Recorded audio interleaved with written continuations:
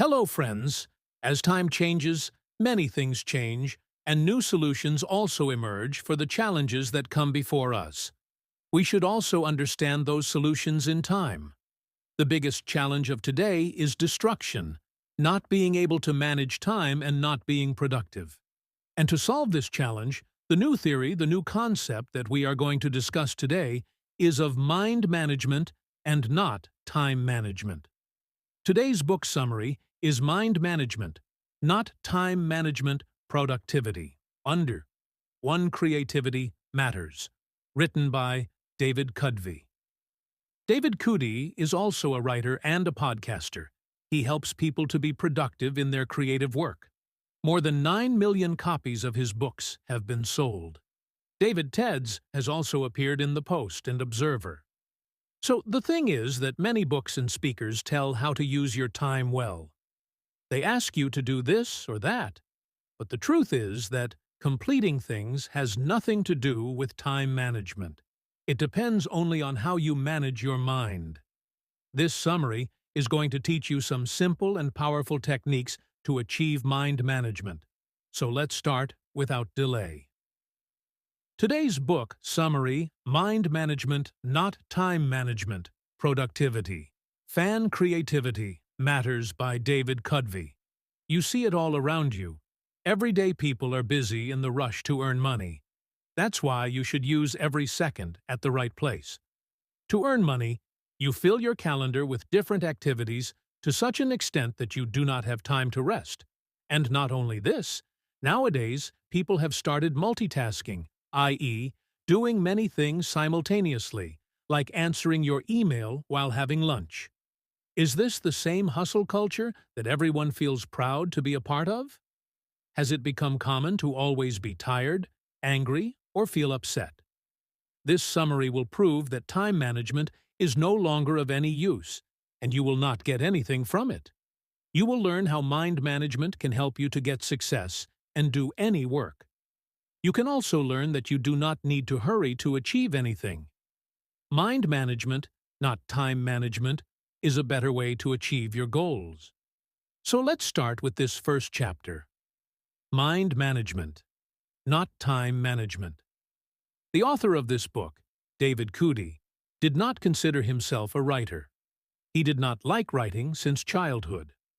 But one day he was offered a book deal which only a fool would refuse. That is why David planned his life in such a way that he could write a book. First of all, he made sure that he had enough time to write the book. He canceled dinners and other plans with his friends, but started keeping his writing sessions in place of these. David also stopped going on dates. He even started getting his groceries and food delivered at home. He put his heart and soul into focusing on writing his book. A writer has a treasure trove of words in his mind, but he plays with the words. But all this was not so natural or easy for David. When he sat down to write, he could not write even a single word, nor could he write anything. Who knows how many hours passed just like that sitting in front of the computer? Then he started feeling pressure on himself. David had to finish 25 pages of the book in the next few weeks and show it to the publisher. If he could not do this, the deal could be canceled. David did not want to disappoint his family and friends. In a hurry, he decided to join a retreat in Costa Rica. He knew very well that even after going there, he would not be able to write anything. Does this mean that he regretted joining the retreat? He definitely did, but David thought that changing the place would help him get out of writer's block. David started regretting saying yes to the retreat, and he left his house. He wanted to get rid of his frustration. Then he met Diego. He was on the other side of the road.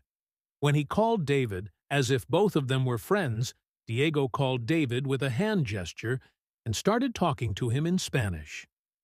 David did not want to look like an idiot, so he replied to Diego.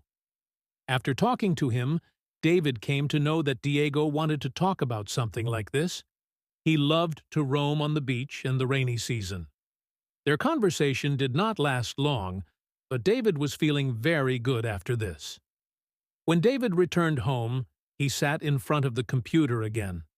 In the next 1 hour, David was able to write the first chapter. This made David understand what had happened, due to which he was able to write. The reason for this was not to take out time to write. Time management is no longer effective. You do not need time but to be in the right mental state to write.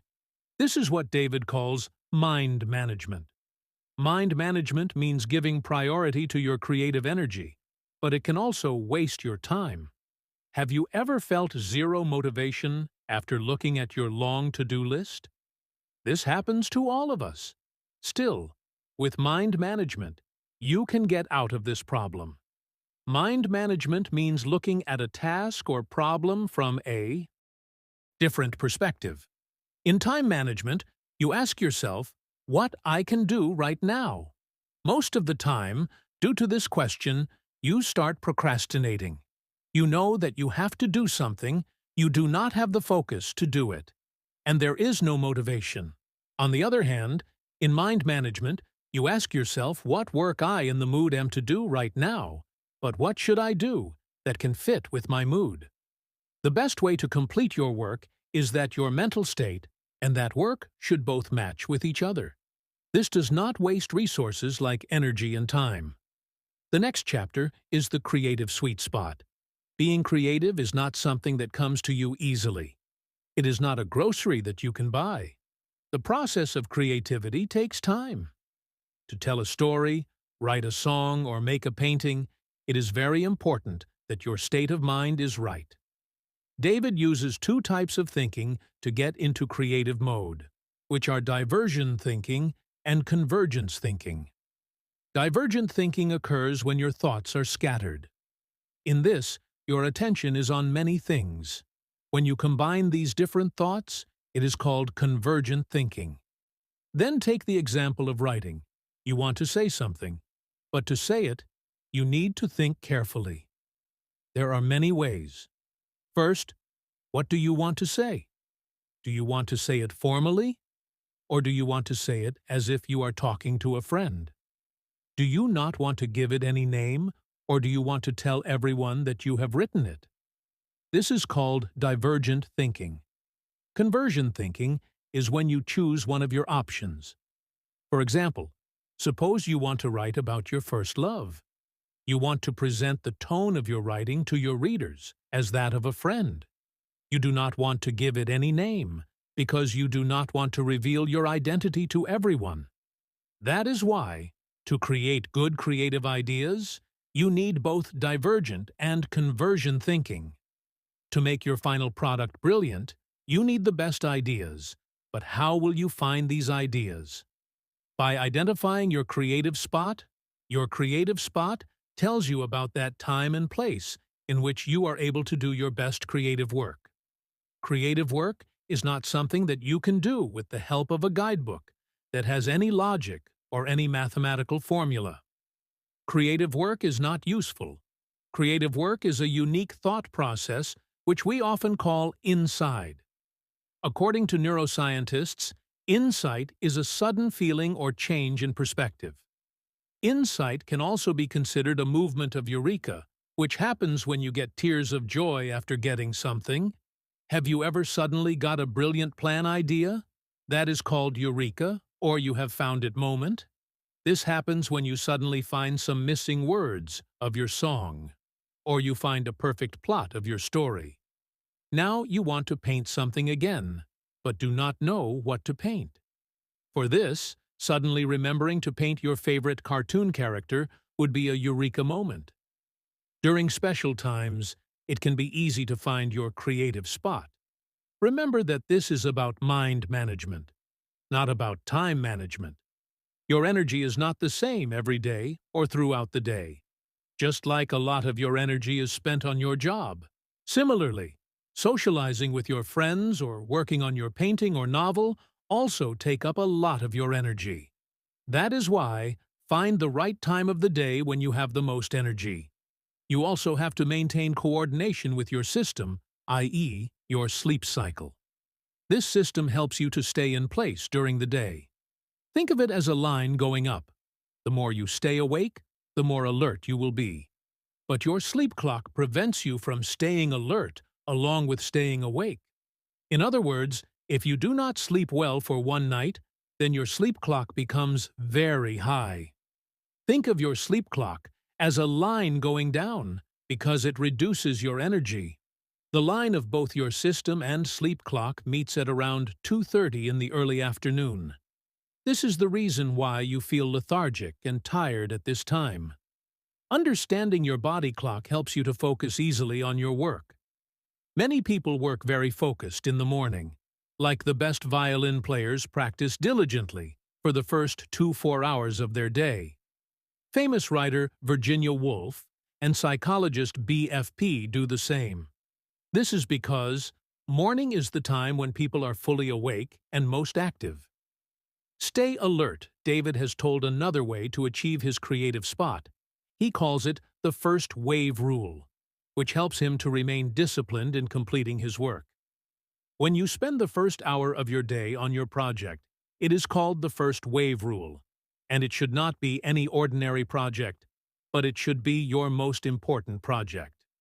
By doing this, you will be able to complete that project quickly. Hearing this, you might be thinking, is this really possible? The answer is yes, it is absolutely possible. Start your day with your most important work. That is, with a task that you have to do. By doing this, the chances of you being lazy to complete it are greatly reduced. Doing this also prevents the interruption in that work. After taking this important learning, move towards the next chapter. The 4 stages of creativity. You can do writing and painting even when you are not actually writing and painting. The process of creativity is not just about writing and painting. It has been explained by social psychologist Graham Bolero. The 4 stages of control, or the 4 stages of creativity, are called the first stage is preparation. This is when you think about everything about your project. Which characters will be in your story? How long will your song be? What will you use to make a painting? This is the brainstorming stage. In this, you have so much information about your project that you become like a walking encyclopedia. David also started working on his book in the same way. There was a time when he used to sit in his living room and open such sources of information. Books, newspapers, and journals were scattered around David. He also had a white board on which he used to write possible topics and chapters. The research that David did was not a waste of time. It was helping him to reach the next stage of creativity. The second stage is incubation. This is the time when you do not work so actively on your project. You are probably working on something else or spending time with your friends and family. We need to take breaks in between. Forcing yourself to complete the same work immediately does not always work. By doing this, you will start getting frustrated and you will get angry. By doing this, you will find it difficult to find your creative spot and go to the third stage. The third stage is elimination. This is the eureka or aha movement. The third stage cannot be explained completely. This is because it happens suddenly and is unpredictable. As it has been said, that if you do not make the necessary preparations, then you cannot reach this stage. You have to spend a lot of time on the first stage. Let us know how the first stage helps you to reach the third stage. For this, we will take the example of Paul McQuarrie of the Beatles. Paul composed that memorable song named Yesterday in a very unique way. He heard the tune of this song in his dream. When he opened his eyes, he woke up in his sleep and started playing that tune on his piano. And in this way, one of the greatest songs in history was created. But it was not so easy. Even before writing Yesterday, Paul had composed some songs. He was writing and composing music. He had been creating music for years, and just because he was able to write a song like Yesterday, his work did not stop there. Paul made sure that he also completed the fourth stage properly, which is verification. The fourth stage is verification. This happens when you think about the eureka movement that came in the elimination stage. In this, you make sure that the idea you had is foolproof and brilliant. You double-check that nothing is missing. Paul was not 100% sure that the song he created was original. He thought that maybe this was also a tune that he had heard before. At that time, there were no such measurements or software that could tell whether a tune was original or not. That is why Paul spent 1.5 years to make sure whether the tune was his own or not. During this time, he worked a lot on improving the lyrics, tune, and arrangement of his song to change it. If you do not invest your time in every stage of creativity, so you can never create a masterpiece. You have to go through every stage of this whole process. The next step is the 7 mental states of creative work. David did not have any strict rules, but he had things to do and places to go that helped him get in the right mood to write. He used to go to the 19th floor of the John Haddock Center to write something in his small notebook. These thoughts are scattered in the beginning, but after writing them, David starts seeing other things that he feels should be included in his book. The John Haddock Center helped David to arrange his thoughts. There was a coffee place called Absent Coffee that David liked very much. The beautiful view there was captivating, and the aroma of coffee beans makes that place an ideal place for writing. Like David, you can also do different types of work according to your mental state. Your mental state can be one of these 7 mental states.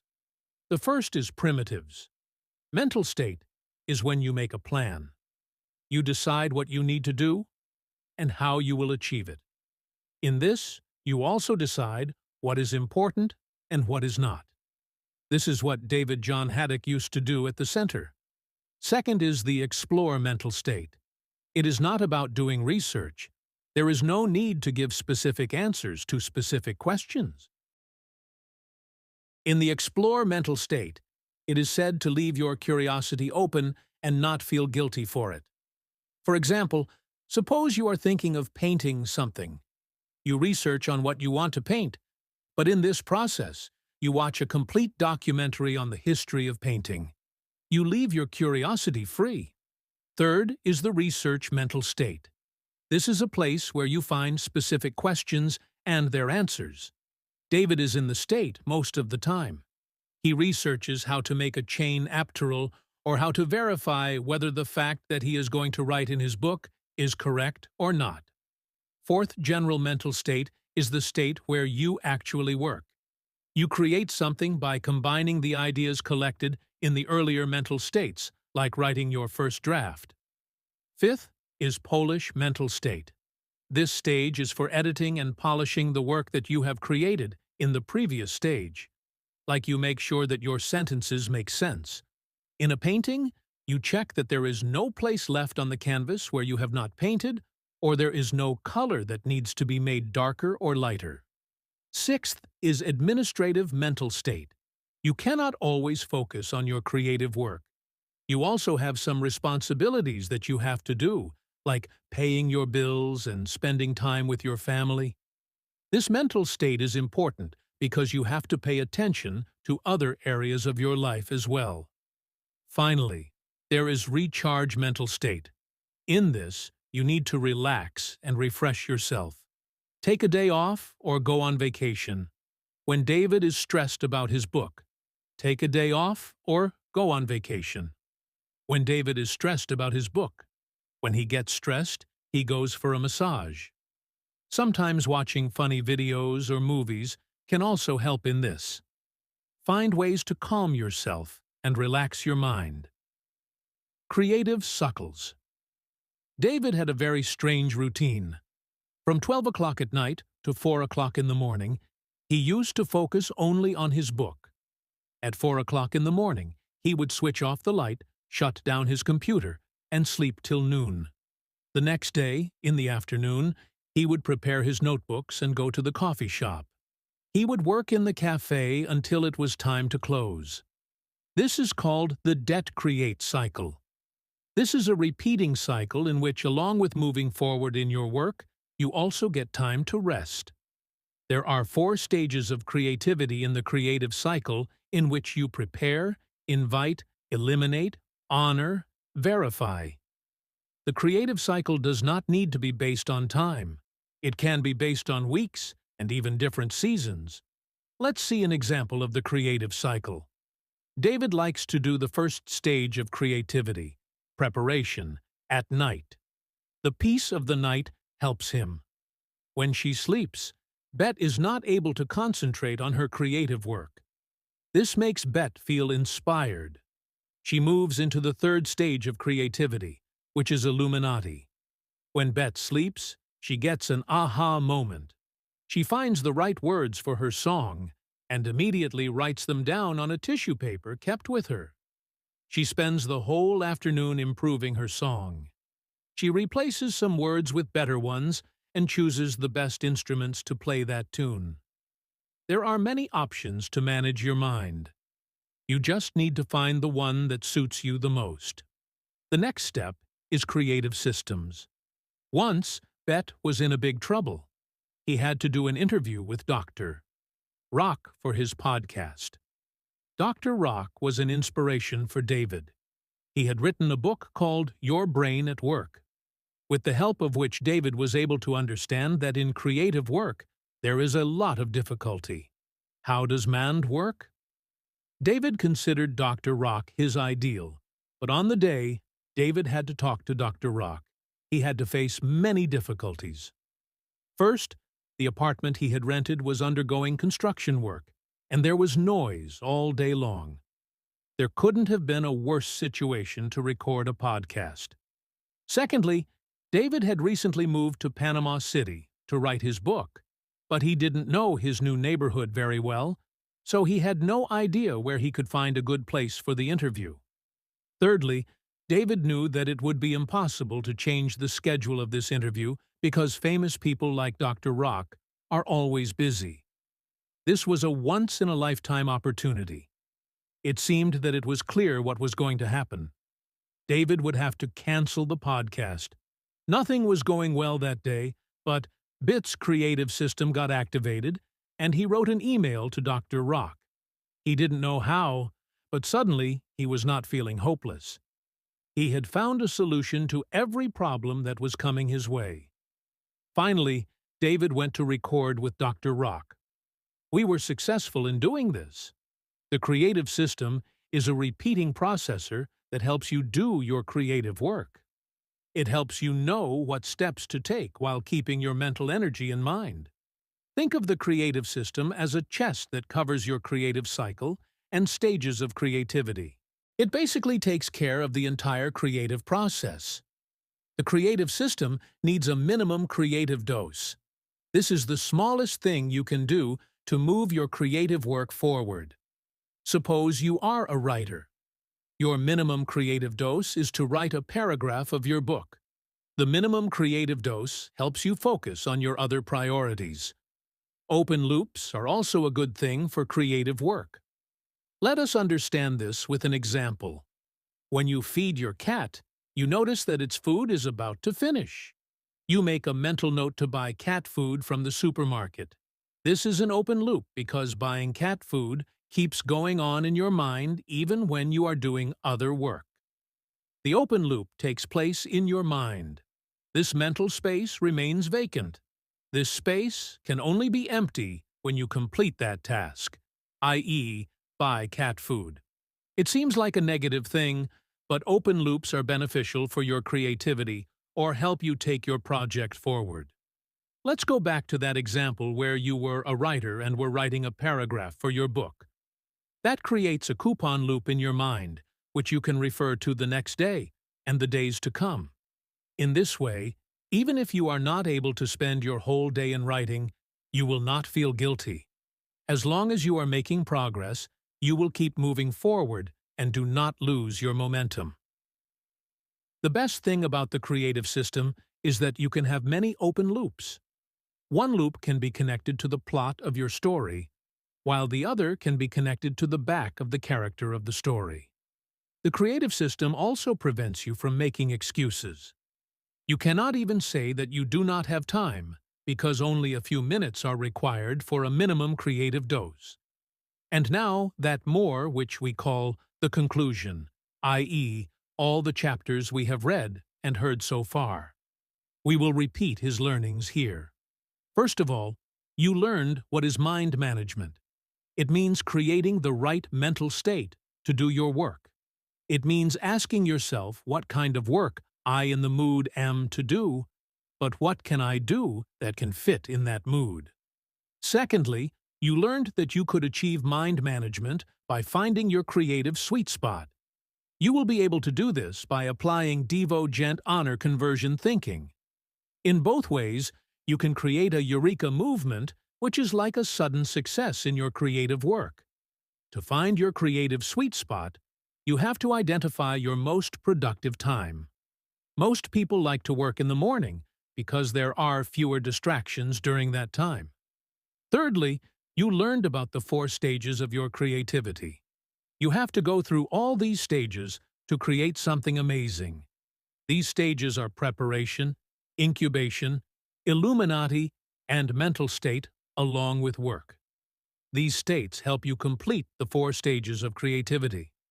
These are the 7 mental states: priority, explore, research, generate, polish, administer and recharge. Fifth, you learned about the creative cycle. It is a repeating cycle of finding time to do creative work and rest. The creative cycle decides which time frame works for you, whether it is a week, month, or a season. Sixth, learning about your creative system.